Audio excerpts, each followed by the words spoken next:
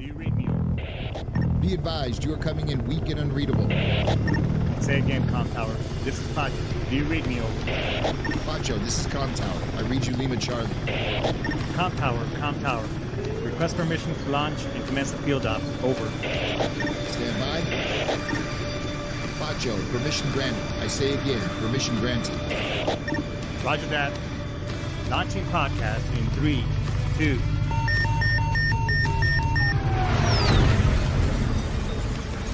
You are now entering the field op with your host, Pacho Correa, Chief Warrant Officer 3, United States Marine Corps retired. Get some. Hurrah!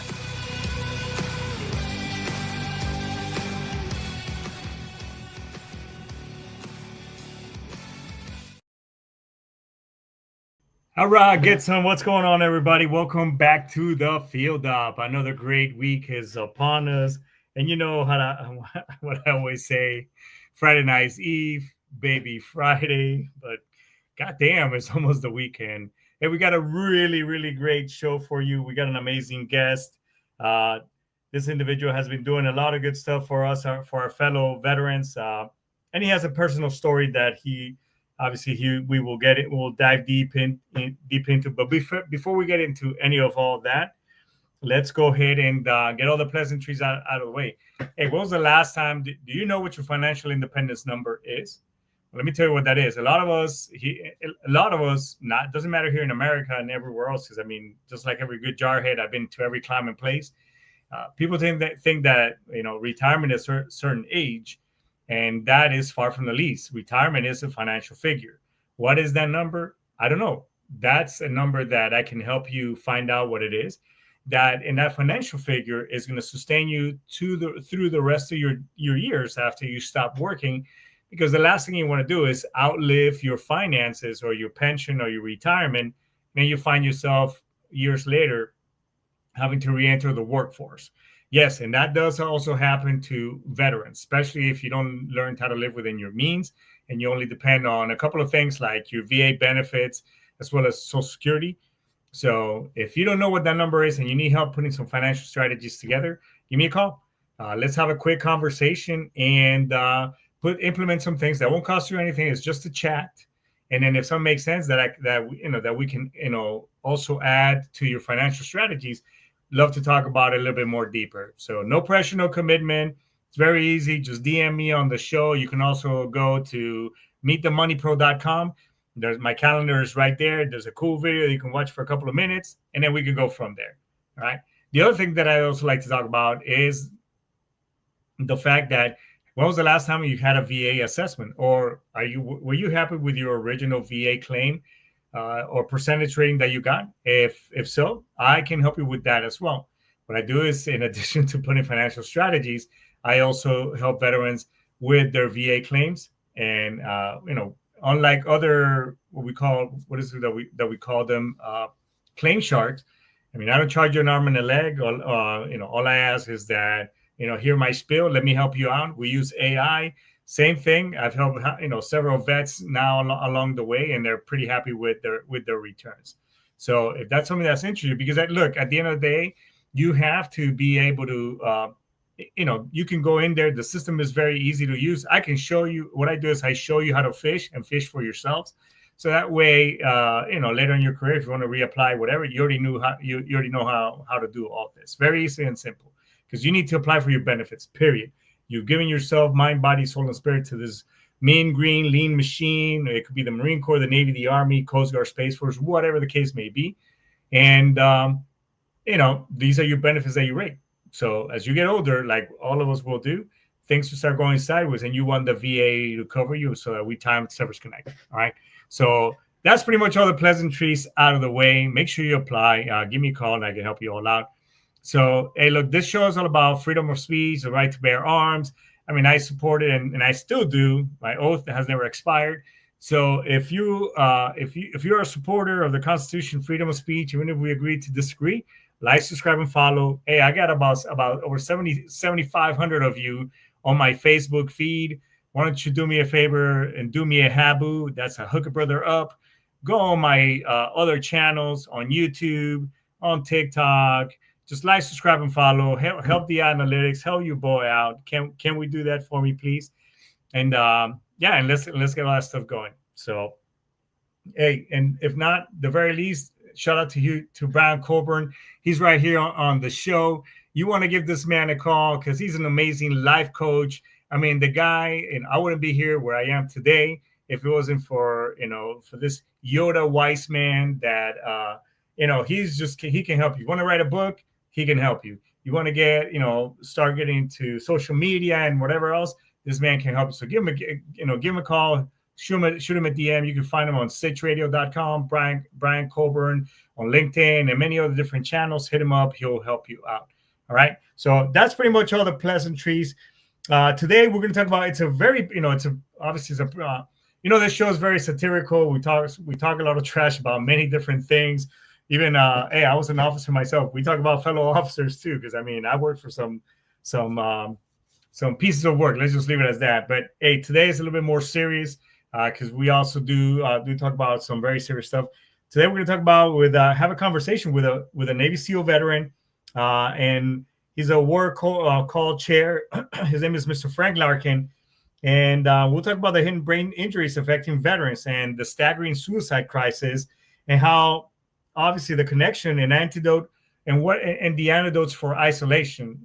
And we'll get deep into meds and all that good stuff. So if you've been medicated and heavily sedated by the VA, I mean, this show will most likely resonate with you. So with that being said, everybody, let's welcome Mr. Frank Larkin. What's going on, Frank? Hey, hi, Pacho. How you doing? This thing boinked out a couple times, so I guess you just kind of just did an intro, so I'm popping on now. So I just thanks for the opportunity to get on with you and kind of interact with the folks that are listening, and let's move out. Hey, as I was, by the way, I saw the video, very impactful. It's on the show description as well, everybody. So if you want to just get to know Frank and the other shows that he's been on talking about this very important subject. I mean, you got a pretty amazing background, and it's incredible. But obviously, I love to start with the story that turned your mission into what it is you're calling now. Can you just briefly go about your service to our this great nation of ours? What you did briefly, but I'd like to hear more about your son Ryan and how that tragic event pretty much changed your life. Yeah, thanks. Again, I started out, in the military. I was a SEAL. Did about 8 years with the teams. Got out, went to school, and found myself, you know, in law enforcement. I started out as a beat cop up in the Philadelphia area for about a year, working a tough neighborhood. I learned a lot of lessons. You know, this rootin' tootin' frog man, coming out, the service, thinking I have it all. Uh, realized real quick that that wasn't the case, and I really had to figure some things out pretty quickly. Otherwise, I was going to be a you know poster for black and blue America. I mean, it was tough street. They hadn't had a cop like me on the street for a long time, and but it turned out to be one of the formative moments of my life. Really met some wonderful folks who as I tried to get to know them and build their trust in me, they wound up taking care of me in the long run. So anyway, from there, I wound up with the Secret Service for 22 years, protecting presidents from Reagan all the way through Bush 43 as an agent. Retired out of there, and then got pulled back into the Department of Defense to work the counter IED problem. A lot of you may have heard of the organization, the Joint IED Defeat Organization. It's called JIATO. I built and ran a platform called the COIC that was the counter IED Ops Intel Center that kind of was going after the bombers, kind of unmasked the bombing networks, the terrorist networks that were employing the IEDs against us in Iraq, Afghanistan, Africa. I know a lot of folks that are probably listening have, some very intimate knowledge and experience with that. Uh, while all this was going on, I had a son. I also have a daughter, but my son was with me when I was assigned to the Secret Service in the New York field office on 9/11. I was there when that attack occurred. Probably should have been dead about 5 times that day. My son Ryan witnessed that from a hillside just west of the city, and it just really grabbed onto him. I was initially reported as missing. When I was able to reunite with my family, came in and hugs, tears, just kind of an unbelievable day. But I saw something in him that just really etched itself in my mind. He Hmm. had a look on his face that was I'll never forget. A number of weeks later, he was having some problems dealing with it. We had lost 18 people from literally within arm's reach of where we lived. He had a lot of friends in school that had lost their parents. And so this was emotionally impacting him, besides the fact that he witnessed this, from that hillside about 20 miles west. Oh, And wow. he says to me, "Hey, look, first my wife came to me and she said, look, something's not right with him. He's really closed up. He's not talking, he's not Ryan." And, I went in, I talked, I said, What's going on?" He says, "I want you to take me down to ground zero." At that time, I was one of the supervisors down at ground zero, involved in initially it was a rescue, but then turned into a recovery operations. Um, 2 weeks after the event, it was not by any means a place that anybody wanted to be. Um, just a kind of a horrible consequence of that event. But you can imagine 2 weeks afterwards, it was pretty nasty. He says, "I want to go down there. I want to understand what happened." And I said, "Well, I don't think that's a good idea. Your mom's not going to go for that." But then something told me there was, how you get that little spidey sense that, maybe Yeah. I need to do this for him. So I took him down there. We had the deal that if I saw anything that wasn't, gone right, that we're out of there, no questions asked. And by that time, they figured out that the air was not good to breathe. So, we were all in respirators by then, helmets. I put a raid jacket on them, and we walked. It took about 3.5 hours to walk around that whole, area of destruction. It was just immense. And at the end, I said, "Have you seen enough?" He says, "Yeah, appreciate you bringing me down here." Um, and then 2.5, 3 years later, he came home after he graduated from high school and said, "I enlisted in the Navy and I volunteered for the SEAL program." My wife was not a big fan of me at that point. She was literally reaching into the knife drawer, when she heard that bit of news. Yeah, I Uh, bet. and I said, "Hey, look, he's got to cut his own path. I didn't have anything to do with that." So, you know, he uh, he went to training and made it through the program, pinned on his trident, immediately deployed to Iraq as a special ops combat medic corpsman, and immediately got into the fight. Spent his first pump in the El Anbar, Fallujah, Ramadi area. Saw a lot of action there. Then came back. They reset, and about a year and a half later, he's gone back into Iraq in an HVI mission up north, and again, very kinetic, chasing bad guys. Uncovering a lot of the torture chambers that Al Qaeda and some of the other extremist groups were using up there. He Because of a need in Afghanistan, he immediately rolled to Afghanistan from a 6-month pump in Iraq with a 2-week break. Did another almost 6 months there. So he had a total almost a year deployment under his belt. Came back from that, and that's when we started seeing some changes in him. He uh, he was a guy that was pretty, he was kind of quiet, one of those quiet types. but when he Right. said something, it was pretty important. Yeah. And Yeah. he had a good sense of humor. He laughed a lot. He was very loyal to his brothers.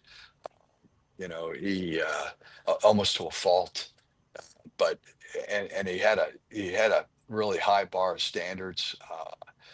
He loved what he was doing, and but we started seeing some changes. Started talking about how he was having trouble getting to sleep. He was becoming short fused, quick to anger.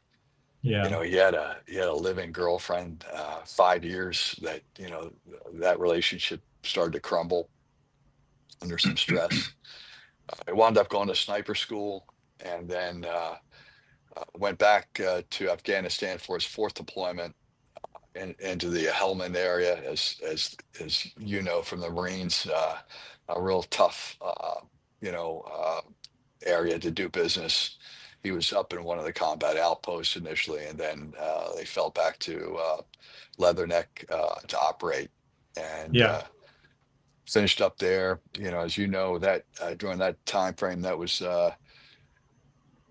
we're talking about 2012, 13 time. Yeah, and that's when we were dealing with all the heavy pressure plates, IEDs that were going off. It was very hostile period. Of course, that's the center of their opium, production. So, a lot of head-to-head combat. He finished up that tour, came back, and they assigned him to be the lead petty officer in their special ops urban combat training. So basically, room clearing, building entries, dynamic building entries, where they were continuing to use a lot of explosive breaching charges, concussion grenades, also in those workups, you're firing rockets, mortars, helicopter ops. You're approaching about as realistic as you can get in that training to prepare you for deployment. He About a year and a half into that assignment, as a trainer, we started seeing signs. The sleep problems got worse. Started having bouts with anxiety and depression. Again, quick to anger. Became hyper vigilant. Right. Just started seeing stuff. Kind of. He started to unravel, and this kid was. I mean, he was tough as nails. As hard as Hmm. woodpecker lips. I mean, he was. He's just like a lot of the folks probably up here on the net. I mean, he trained hard, he played hard, and but then things just started, kind of unraveling. It got to the point where he was having trouble doing his job. He got pulled off the line. Went to seek help, and the system initially tried to help, but trying to do the right thing for the right reason, but was we come to find out all the wrong way. His challenges, the issues that he was dealing with were more complex than some of the easy fixes that they were trying to throw his way. And he found himself in a dynamic with his command that, hey, we don't have time for this. We did what we did what we could for you, and basically they kicked him to the curb. He, like a lot of the warriors and the vets that have experienced, the conditions of invisible wounds, that we have now characterized as, post-traumatic stress, Right. moral injury. Very Yeah. often it involves substance use disorder just to deal with the pain. Oh You know, yeah. as- and Um, you know, Very and the familiar. pain, the pain comes in. It's not only physical; it's mental pain, it's spiritual pain. This moral injury, business is not trivial. He, got prescribed a lot of drugs to deal with his symptoms, but nothing really that, nobody was asking, hey, what was actually happening here? He's telling me, hey, Dad, something's wrong with my head, but nobody's listening. They just keep telling me I'm crazy, and that's reinforced by all the drugs that they were giving him. That in the end, he didn't even feel like he was in his own body. He And, had, and when you say about, so with the diagnosis and everything, when you were learning all this that he was going through, and what do you think, or what didn't get diagnosed on time? Yeah, it's a great question. So, you know, they were talking about, a lot of it was about, PTSD. They were focusing on the alcohol. They were Right. focusing on prescription drug, abuse. Again, because as people are trying to deal with pain, they need more of X to deal with it. But the system didn't recognize that.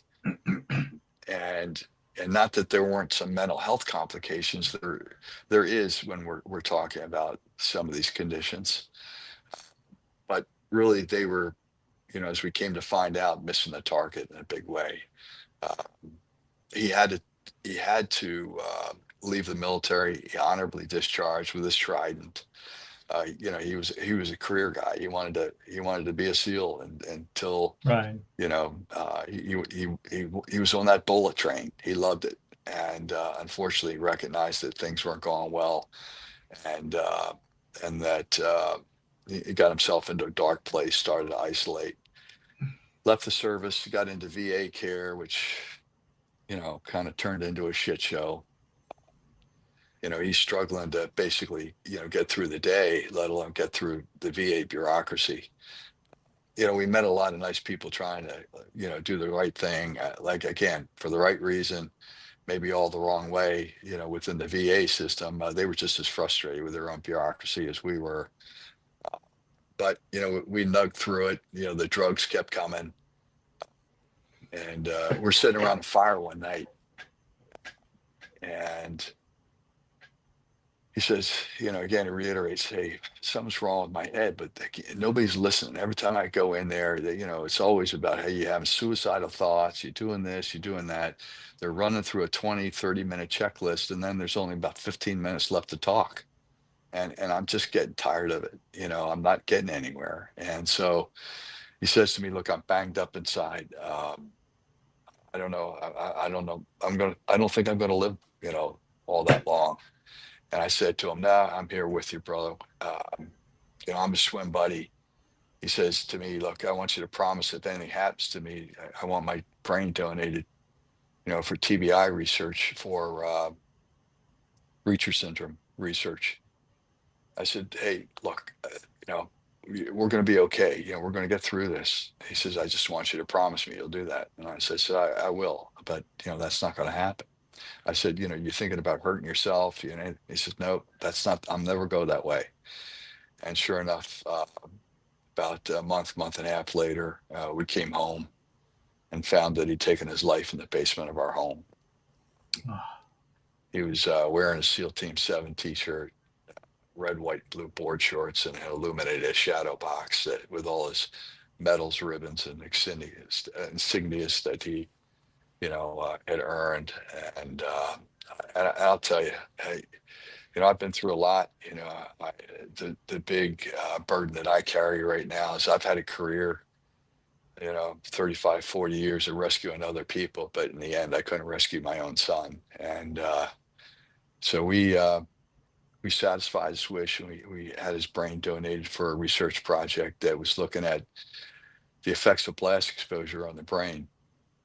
And about 2 months later, after some very intensive analysis by a world-renowned neuropathologist here in Washington, he called us in and said, "Hey, Ryan, he died from an undiagnosed level of microscopic brain injury, uniquely related to blast exposure, repeated blast exposure." Ryan never got hit by like a big, roadside IED bomb, but he'd been Right. exposed through training for combat and in combat to our weapon systems. And as everybody knows, some of these weapon systems are very powerful, and that energy coming off those weapons were Oh, sending man. waves through the brain, and It, you specifically, know, and to your point, multiple times in Iraq, heck, even uh, before going to Iraq, just firing. Remember the AT-4s? yeah, Yeah, so we had a range, and we had to get rid of all these weapons that we had that we were carrying around. This the the first time I went in, so we had all the stuff that we got rid of, and I was I was in a pit, and it wasn't a pit because we were firing all these AT4s. But by like the sixth or seventh one, I'm sitting there, back blast all clear, and the deal. I mean, each one, man, I swear to God, it's like getting hit. I've never been hit with a bat, but that is the one thing I would compare it to, but just multiple times on your stomach.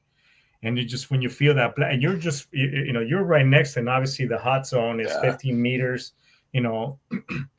So I can only imagine, obviously, with him deploying to combat so many times, um, and since and look, um, I'm sorry for your loss, and I can't even imagine the burden that you carry.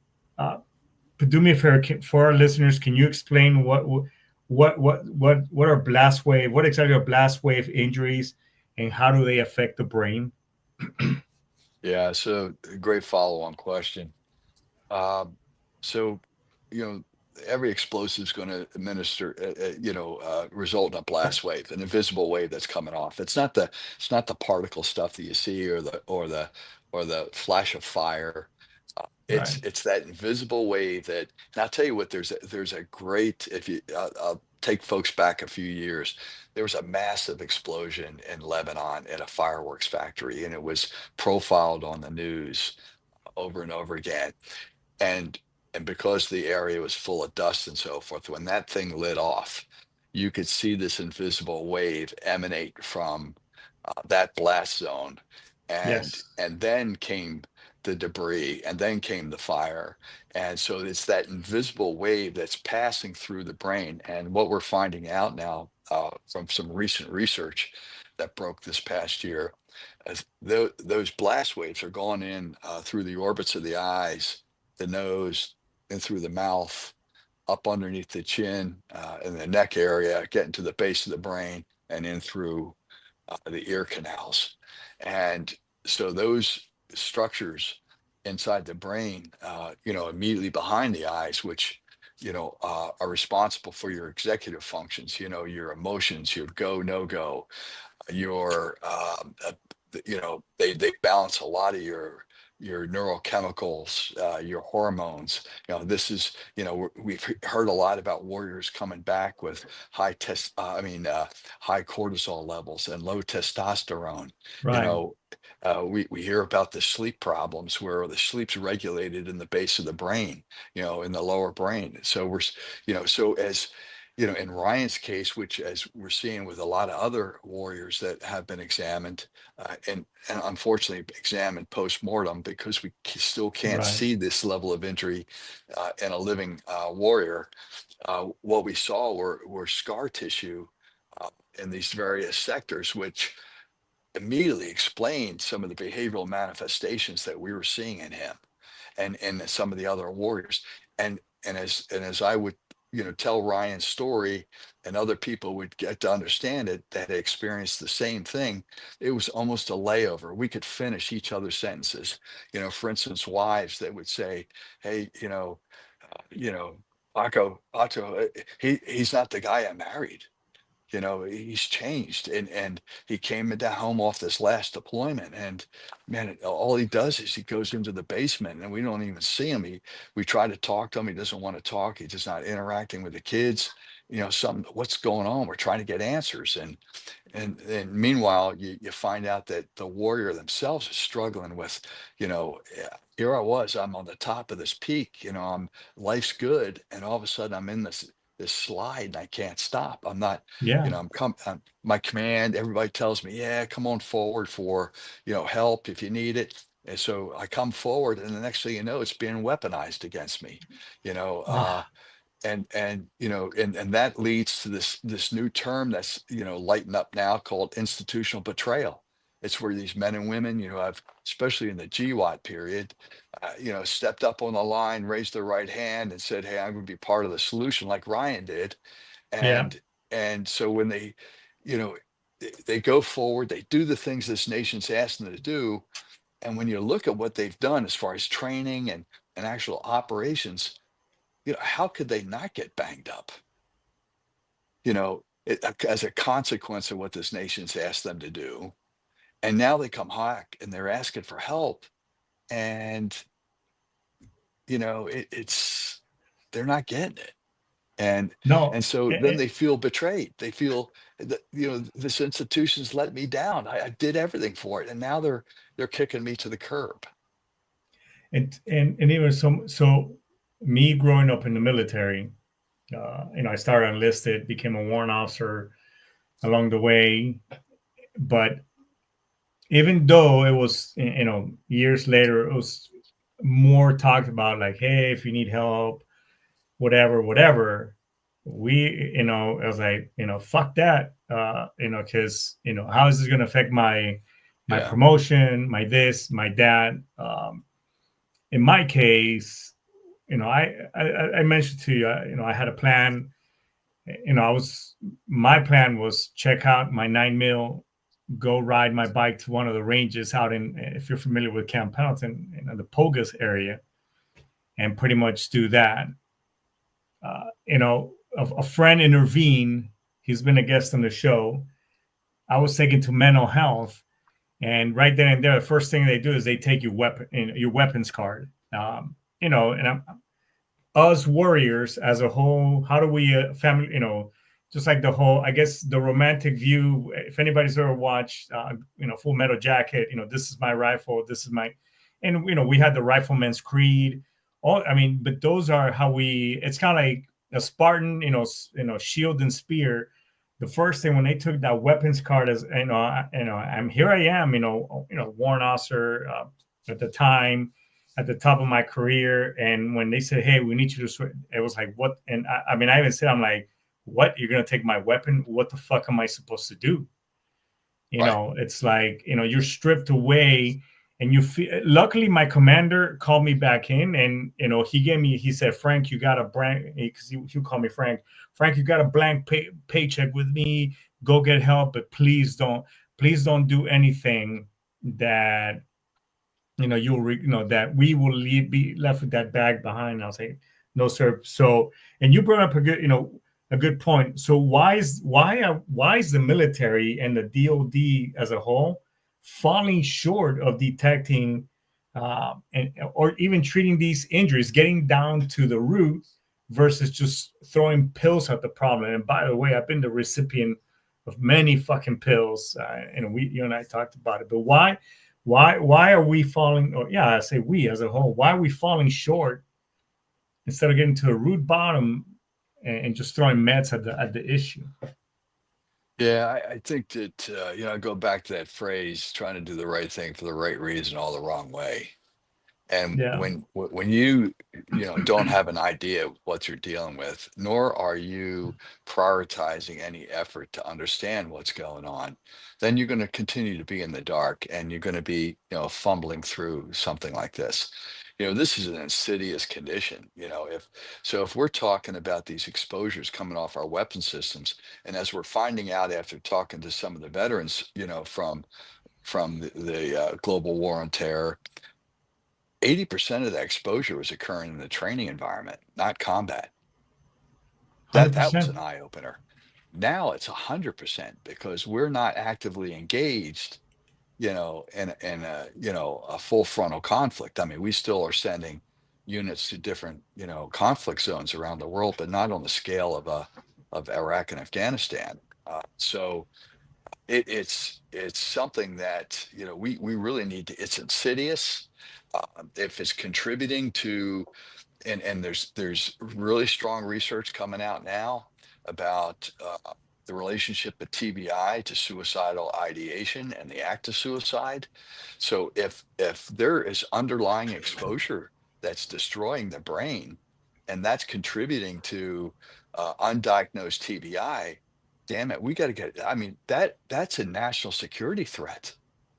It's an existential threat to our thinking warrior, and it's our thinking warrior that distinguishes us from other nations, where, right to the edge, our warriors are able to adapt, pivot, flex, innovate, and make shit happen to get the job done. And that doesn't happen with other military units around the world. And the only reason we can do that is because of I'm convinced it's because of our brain, and we're given the license to do it. So if our brain winds up getting damaged or is degraded in any way, then we're going to lose that edge. That's why it's a national security threat.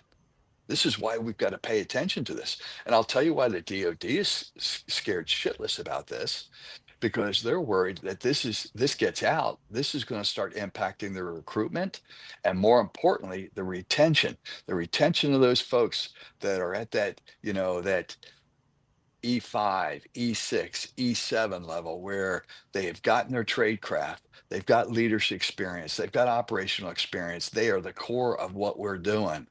And those folks are saying, I'm out of here. I'm not, I'm seeing what's going on. I'm seeing what's happened to folks that are coming forward, seeking help, and they're looking at their families, and they're coming to a point where I'm not going to do that to my family. I'm not going to do that to myself. And so, I wrote an op-ed I mentioned to you. It's called the Pandora's Box Syndrome. If you Google Frank Larkin, Pandora's Box Syndrome, it kind of calls it out. They don't want to open this thing up. They're afraid of what's going to come out. My point is, hey, we can't be afraid. Let's let the science tell us what's going on, and let's confront this thing head on. Nobody's talking about degrading our operational effectiveness or our lethality on the battlefield, but let's do this a lot smarter. So if over 80% of this or more is happening in the training environment, that's something that we can control. Let's increase our ability to monitor those MOSs that may have a greater exposure risk, or those incidents where somebody's involved, like the El Assad, the Anbar attacks a number of years ago from the Iranians, where we have almost 150 people that were exposed to those rocket blasts from those incoming attack.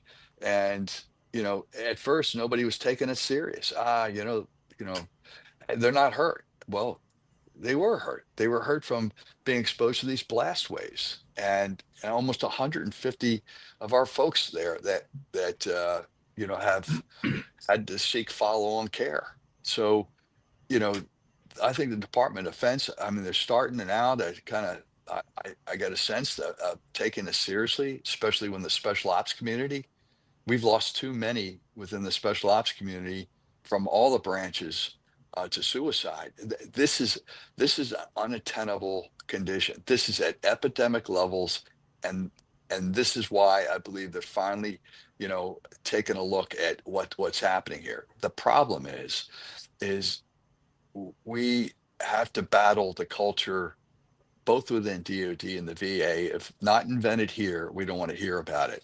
There's some great research efforts being done at some fantastic academic centers of excellence that are starting to peel the onion on this, but they're not inside the DoD. They're not inside the VA. They're out at universities. They're out at other research institutes. And right now, one of the biggest handicaps we have is that both the DoD and the VA are very reticent, very resistant to sharing the boatload of information that they're sitting on about this. And there's a reason. I mean, not to compare it. However, there's a reason, and Junior Seau, I mean, he kind of opened the door too on brain injuries and its correlation with CTE, depression. right? Yeah, and because time and time again, when I help, because what I do is I help veterans put their claims and everything together. Time and time again, I've dealt with combat vets, and I've dealt with folks that never deployed, but they tell me, yeah, I get migraines, yeah, I have this, yeah, I have that, and I was like, in my, being somebody who has been there on both sides, PTSD, suicide, all, and I'm talking, and I'm talking in my head, I'm like, dude, this dude has got undiagnosed fucking PTSD. If he's got trauma, he's got this. And, but what they don't understand is that, hey, that exposure, I mean, blasts, falls, Marine, McMahon, Marine Corps martial arts training. It doesn't matter, Navy martial art. All those, those hits, blast, hey, grenade range. We're gonna go do this. All those things. Just cumulative. When I did safety for many years after the service, so we talk about cumulative trauma. And like you said, like you told me the book earlier. I mean, your body does keep tabs, and at some point your body's going to say, okay, fucker, we either will deal with this, we get diagnosed something, but we're maxed out. You know what I'm Yeah. saying? Yep. And I tell you, it is compounds. It doesn't go away. It compounds. You No, gotta, it doesn't. so, but the body will heal if you give it a chance. That's the important thing to understand. And when we're, and again, I don't want to sound like I'm beating up constantly on the DoD or the VA. No, no. I've been a leader, within the Department of Defense, and I loved, what my experiences were there. I got great respect for the abilities within the VA. So my frustration comes in. Let us help you. Let's help you succeed. Start to listen to your folks.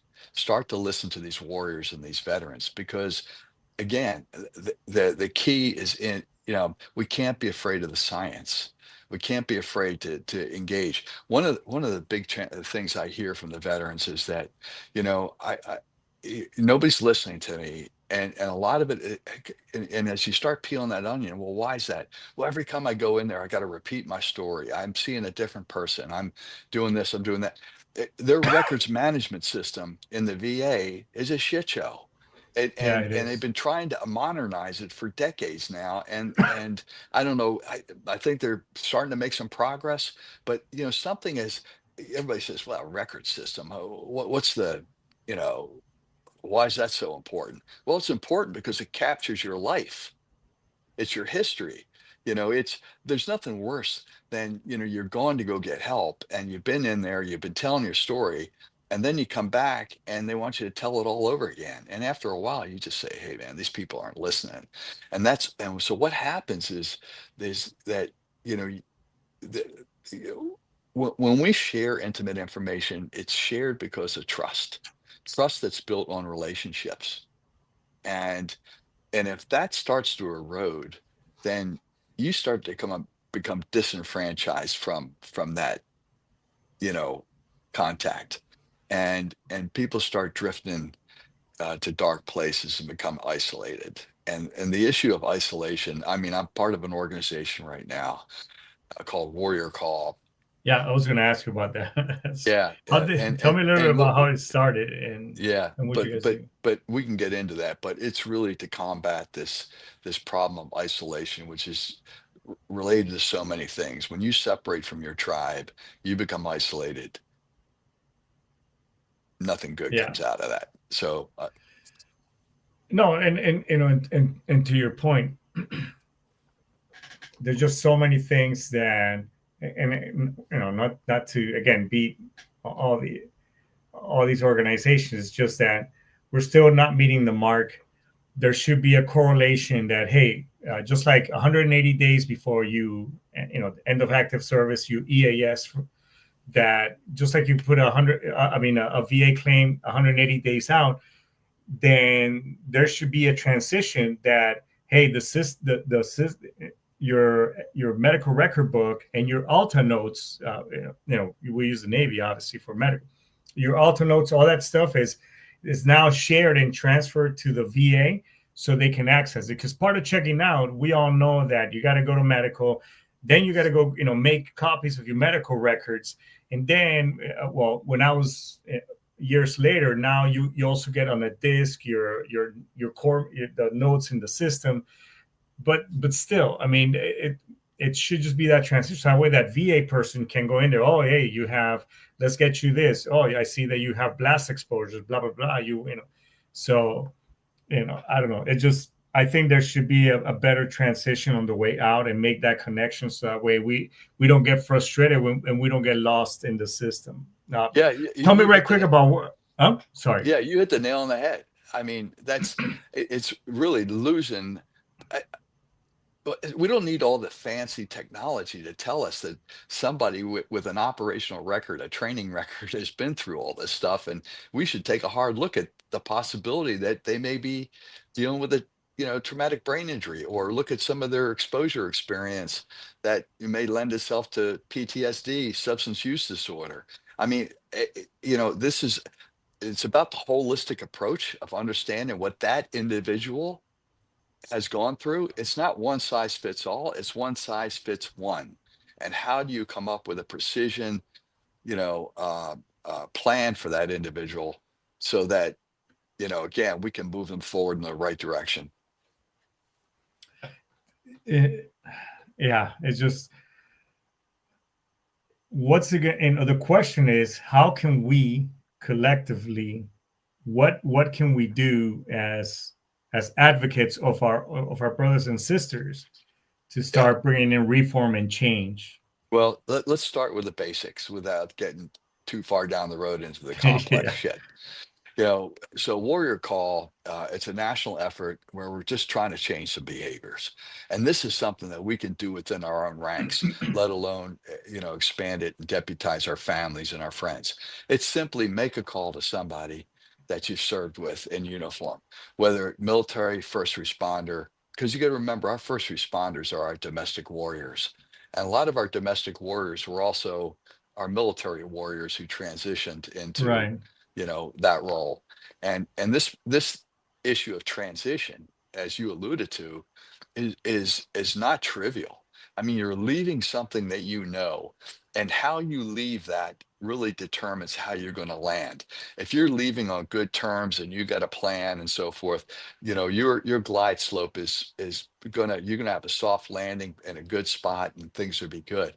If you're leaving because you're angry, because things aren't going well, and you just want to get that, fuck out, and you're not thinking about, what it's, you're jumping out of that plane without a parachute, and you have no idea where you're going to land. That's not good. Uh, or if you're leaving when you don't want to leave, but you're being forced out, is another issue. I'm also beating the drum now about people that have been discharged with less than honorable Yeah, conditions that I have was gonna had say that. that have had PTSD, TBI, other things, documented on their record. But the service, again, I mean, service is about operations. As long as you can contribute to operations, you're good to go. If you can't contribute to operations, then you start becoming a weight, and you stay and a drag on them. And if there's not a quick fix, traditionally, you're going to be kicked to the curb. And this is, and again, this is where this whole issue of institutional betrayal comes in, where, if you're, we promised to take care of folks, they did what we asked them to do.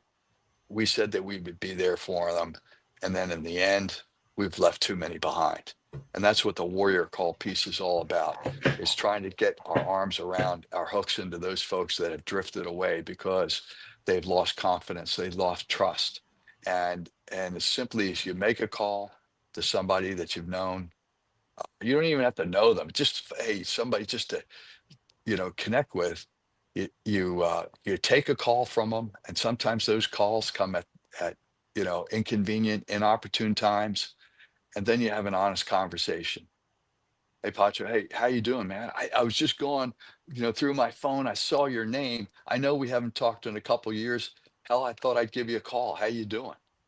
And it's amazing how many times that we get feedback that those calls came at such a critical time. And nobody can explain why they came, what motivated them, but they made that call, a connection was made, and it really pulled a person away from the edge. Somebody that was in a dark place, to hear that voice, from a team member, from somebody they know, saying, hey man, I was thinking about you, and then it's powerful medicine. And so we're trying to get that going on a national, we got a National Warrior Call Day, which is the Sunday right after Veterans Day.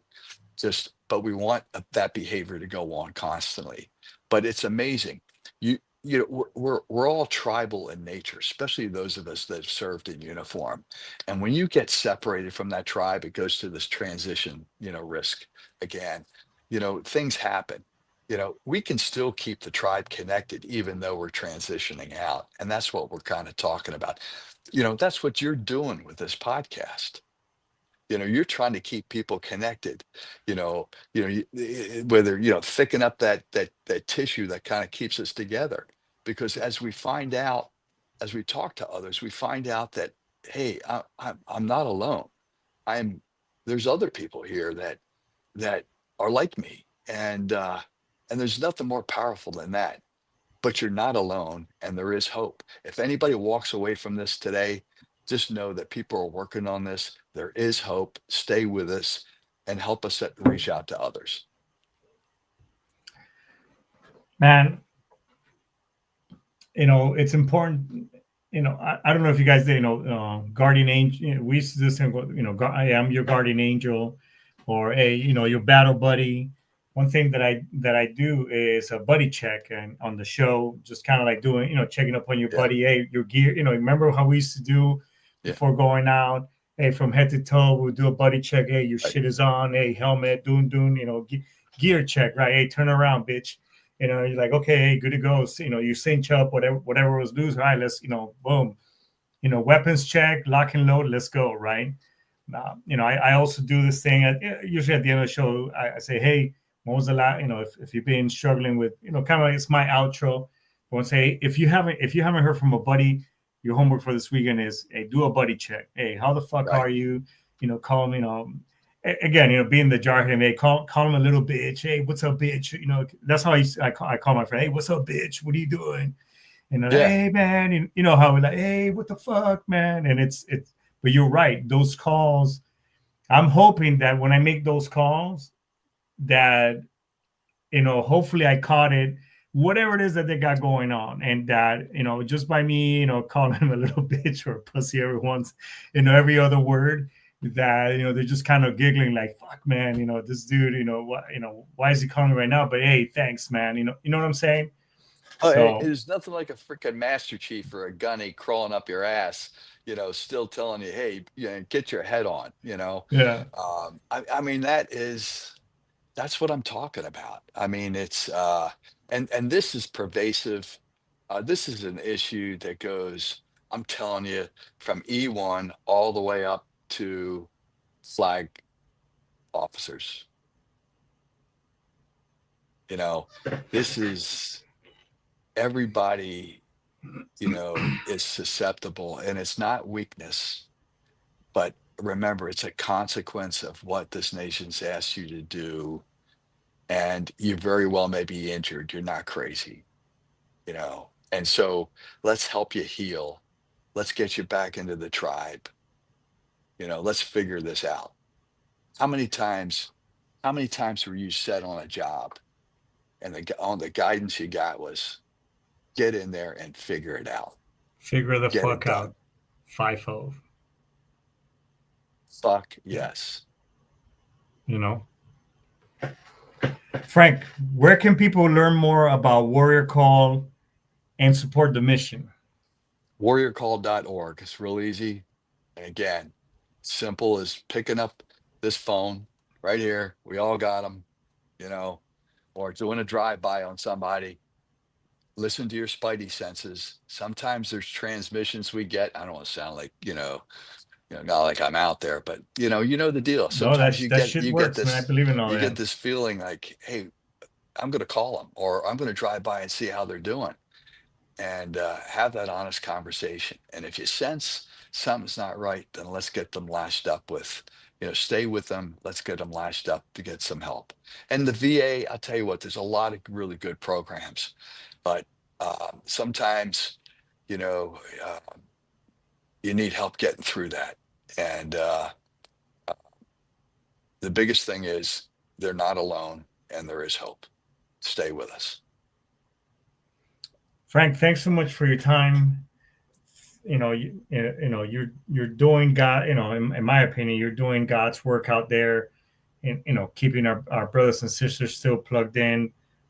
You're I think, and I've had another guest here, another fellow Marine who lost his son, and now he's to unfortunately fentanyl, and he was poisoned.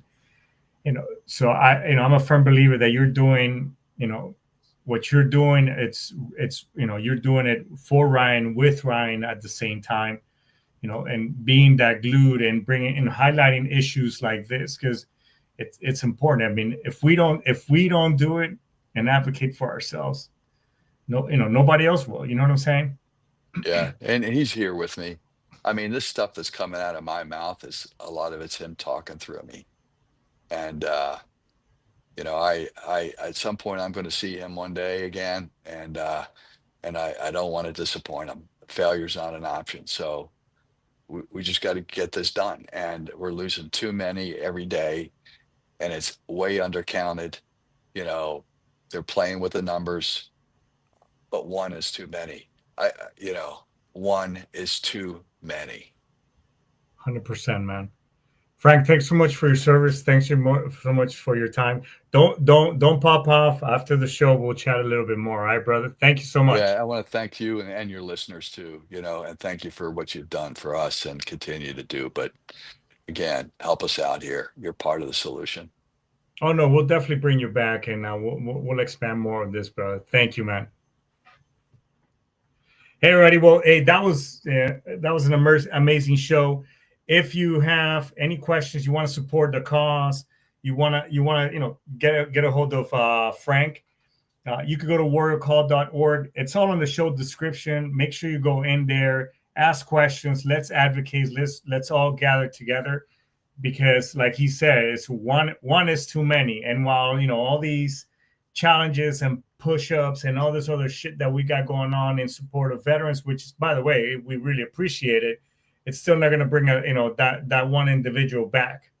So, and to you, who, if you've been struggling, you've been going down that dark hole, you've been ruminating, just that the voices are just kind of getting to you, hey, reach out to somebody, reach out to us in the show, and we, I truly mean that. Let me be that text message, let me be that that phone call in the middle of the night. Doesn't really matter. Let me help you, talk you off that that ledge, because as shitty and as cliche as it sounds, tough times don't last, but tough people do. So please don't leave us with that bag behind, asking all the questions how we could have helped you when you made a decision that we just can't bring you back. So I think this is a great point to index the show. So with that being said, everybody, I just want to say Ice Tomas, Daisuki, Ara, get some, and see you next week. Yut!